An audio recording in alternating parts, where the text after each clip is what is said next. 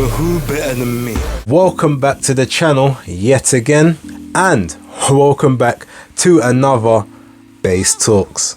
And this one is a sequel. You know, we like a bit of a sequel on this channel. There's been a couple.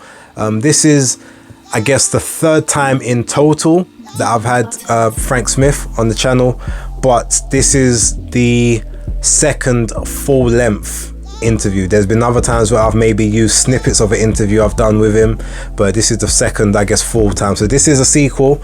I enjoy having talks with Frank. We always seem to get on pretty well. We have interesting discussions.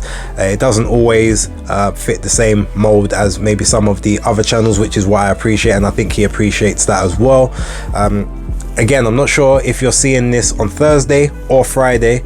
Chances are it's probably Friday, so for those in that sense, this interview took place yesterday, even though I am wearing the same clothes as you saw in the previous video. Don't hold that against me. But yeah, without further ado, please have a look at the interview, like, subscribe, share, leave your comments down below. Let me know what you guys think. I'll probably be seeing Frank again on fight night, so if there is any other questions you'd like me to ask him, or potentially Eddie as well, leave those down below and I will do my best to get those answered if I can. But yeah, leave your comments down below and I will see you at the end of the video.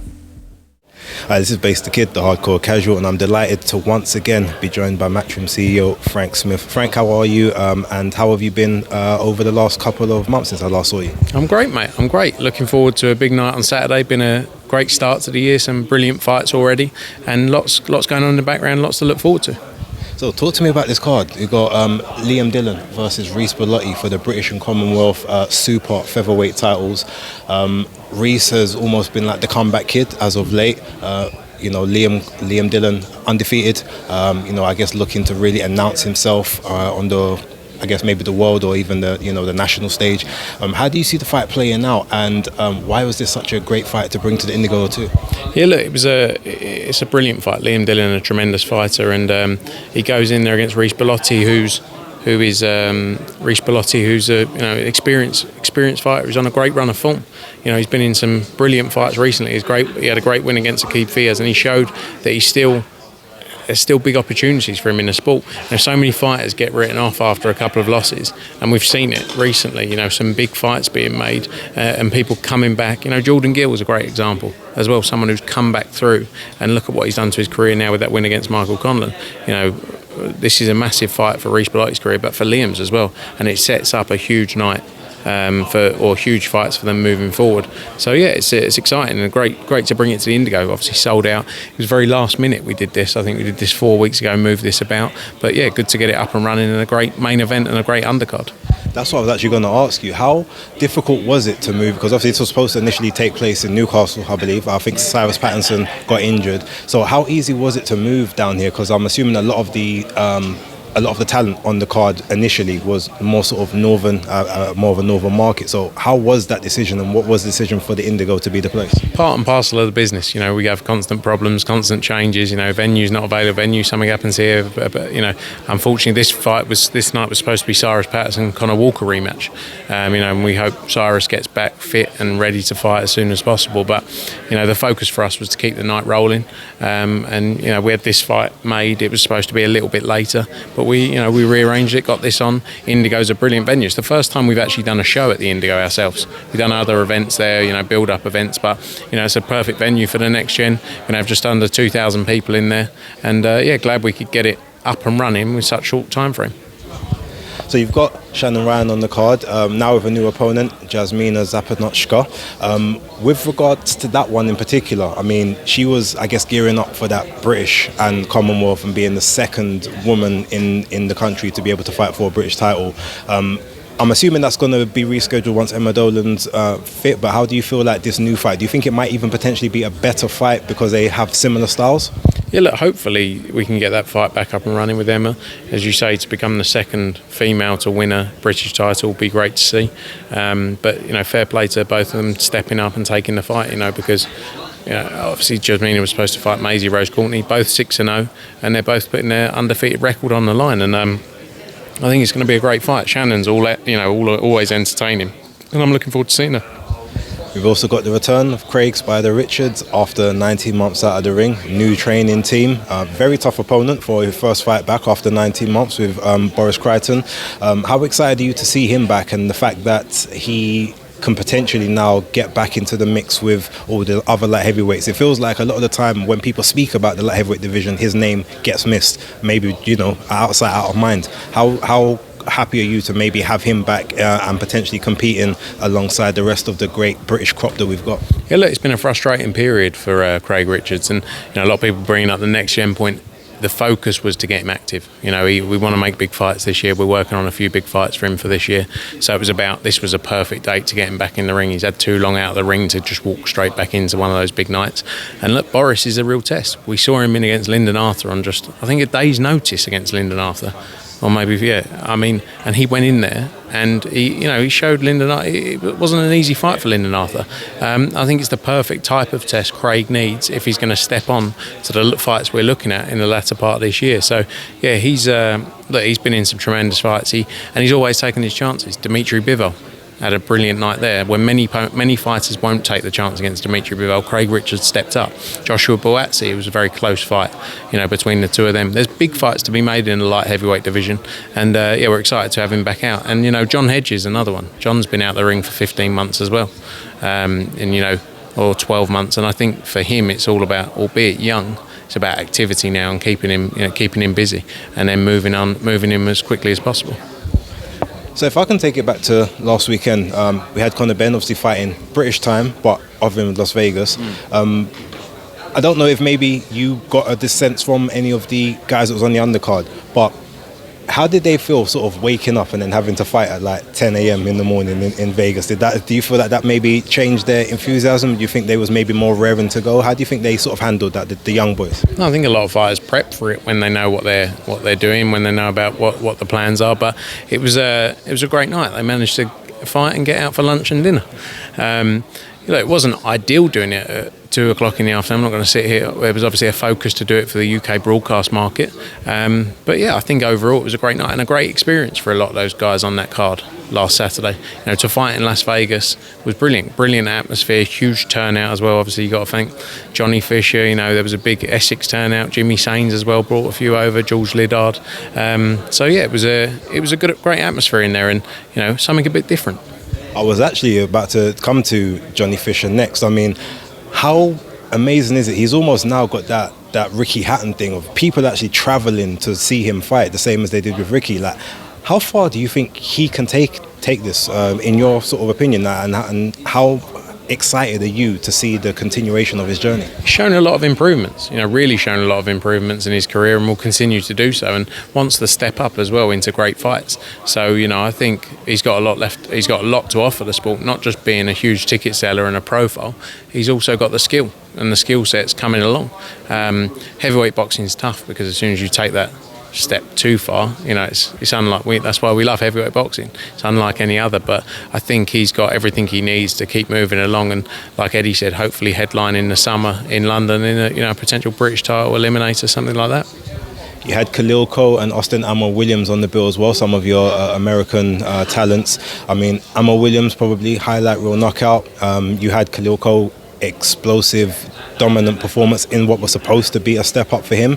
He's now a light heavyweight that's maybe announcing himself. I mean, what is the plans for Khalil? Let's start with him first. I think we got to step Khalil up now. He's like you say, he had a great performance against a tough guy in there. He's a big puncher, Khalil, and we need to move him quickly. He wants the big fights, and he needs to.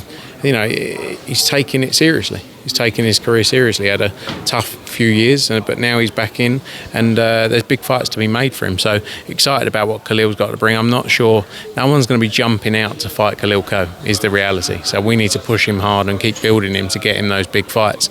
Ammo Williams, as you say, a tremendous finish from him as well. Big finish, and he's got everything as well. He's got the character. Maybe we'll look to make some kind of interim title fight for him next. But there's big fights for him, in the middleweight division. Well, I want to speak about Ammo here because, as we know, and I'll come back to that card in a moment, we've got the Better Beef and Bivol fight taking place on June 1st, and then Matchroom versus Queensby 5v5 is going to be the undercard. Now, my intuition is probably going to tell me that middleweight will be one of those divisions that ends up getting called. If that is the case, would you consider Amo as being the matchroom representative for that? Yeah, possibly. You know, also got Felix Cash as well. Interesting fights, him against Hamza Shiraz. So, you know, definitely there's options there to look at. We haven't got to that point just yet. We haven't got the weight divisions just yet. But there's a lot of different fights to be made in that 5v5. You know, Amo's not far off, as I say, you know, from challenging for a world title. Now, that middleweight division, there's not huge depth there. And I think he's got an opportunity that couldn't be far around the corner to challenge for a world title. So I think we just have to make the best plans for him. So let's see. Now, off the back of Conor Benn's performance on the weekend, there's obviously been some criticism with regards to performance. I didn't think it was that bad myself personally, but what I do think is that he has been taking on much bigger guys recently. Therefore, I guess maybe that quote-unquote knockout power isn't carrying the same, or these guys are just more durable, better switched on. But with regards to him, now that he's had, you know, what they've considered a lackluster performance, there's actually been more of a groundswell for people to try and fight him, you know, sort of coming off of this situation, and maybe the, you know, the opportunity is happening. What have you made of sort of all the call outs on social media from all these various different American, you know, sort of contenders, ex-champions, current champions, and where do you think that puts Conor moving forward? The call outs are great. Everyone wants to fight him, you know, because he's got a huge profile. And they're big fights, and they know that. All these fighters know that. So everyone's calling out Conor Benn's name. It only means good things. You know, people will have a view, obviously, on his performances, as they do with everyone's performance. I think, you know, a big part of it as well is he wants those big fights. He wants to go into those big fights and to feel up for those big fights. And I think that's what we need to deliver for him. You know, we need to deliver a big night for him, and I think we'll see that next. Okay, last couple. So obviously we had the news last week about the Fury and Usyk postponement. I don't necessarily want to get into the huge particulars, but with regards to that fight, does that almost alter your plans with Anthony Joshua? Because there was the whole supposed to the winners fight each other for undisputed potentially, but now with that being moved to 2 months after Anthony Joshua's next fight, has that sort of adjusted your mindset, your thinking? How has he sort of taken that? No, look, the focus is March 8th. The focus is the fight right in front of us. Boxing's such a hard sport to plan ahead. You know, you have to focus on what you have in front of you, not anyone else, because there's so many variables in this sport. So many things change daily. So if you start thinking about, 3-4 fights down the line, it gets quite impossible. You know, and things change every day. So I don't think it changes anything. Anthony Joshua is focused on Francis Ngannou. He's not looking beyond Francis Ngannou, and that's the plan. You know, there's big fights out there for Anthony Joshua. There always will be, but March 8th is the date, and beyond that, let's see what happens. You know, because we all know they want to make the biggest fights. Obviously, His Excellency wants to put together the biggest fights, and he will put together the biggest fights. But let's all focus on what's in front of us right now. That's March 8th. That's May 18th, and then there's big fights down the line. I'm not, you know, you'll see everything, I'm sure. And in terms of the cut that Tyson Fury did suffer, do you think that it will sort of heal correctly and well in time for the revised date of the 18th of May? I'm not a doctor. I'm sure, though, they've accepted it. I'm sure they've done a lot of this work before to put it together, but I'm not going to stand here and say, you know, the stitches will be at this. You know, I haven't got a clue what I'm talking about on a lot of things, especially not cuts and stitches. But yeah, I'm sure they've been through that process to make sure it's going to be a great fight, and both fighters are in their peak physical condition. Frank, last one, I'm going to leave it to you. Why should people tune in on Saturday on DAZN at the Indigo 2 for Matchroom's Next Gen card? Because you're going to see an absolute tear-up in the main event between Reece Bellotti and Liam Dillon. You're going to see Cameron Vong, who's going to be a superstar of British boxing in years to come. Craig Richards back out in a tough test. Shannon Ryan, a huge stack of host of talent as well on the card in there before the bell section. John Hedges back out. Don't miss it, live on DAZN. Frank, thank you very much for your time, as always, and look forward to speaking to you again. Cheers, mate. As always, the one thing I really rate about Frank is you can try and ask him the same question in like 10 different ways, especially when it comes to a potential fight that's happening, and he's sharp enough, he's always switched on enough to not let anything slip or to just be like, don't know. can't really answer that. Not 100% sure. Or you know what, maybe you have to ask Eddie. I'll leave Eddie to give you the leaks. He's definitely like a vault, so I've got to rate Frank for that. But no, it's always good to talk to Frank Smith. Always had good dialogue. Always it's always really sort of pleasant to be around. Never had one even frosty interaction with him throughout the times that I've spoken. So yeah, always good. Long may it continue, whether it's on this channel, whether it's Undefeated Podcast, anything in between. I just hope that sort of the relationships with all these people remain strong. As you guys see, I will always ask the questions. If there's ever a hard question that needs to be asked, I will ask that too.